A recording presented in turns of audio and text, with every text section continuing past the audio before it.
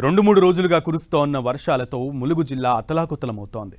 కంటిన్యూస్గా పడుతున్న వర్షాలతో ములుగు జిల్లాలోని పలు గ్రామాలు బాహ్య ప్రపంచంతో సంబంధాలు తెగిపోయాయి. కొన్ని ప్రాంతాలను వరద చుట్టుముట్టింది. వెంకటాపురం మండలంలోని బల్లకట్టు, కుక్కటోగు, జిన్నెల వాగులు పొంగి ప్రవహిస్తున్నాయి. దీంతో వెంకటాపురం మండలంలోని పలు గ్రామాలు పూర్తిగా జలదిగ్బంధంలో చిక్కుకున్నాయి. బోధపురం, తిప్పాపురం రహదారిపైకి జిన్నెలవాగు వరద నీరు చేరడంతో రాకపోకలు పూర్తిగా నిలిచిపోయాయి.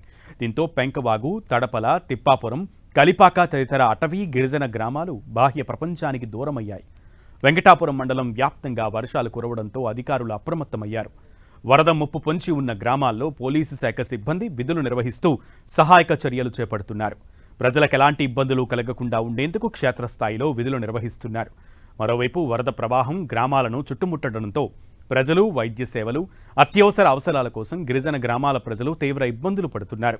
అత్యవసర పరిస్థితుల్లో తప్పనిసరి ప్రాణాలకు తెగించి పడవలపై ప్రయాణాలు చేస్తున్నారు.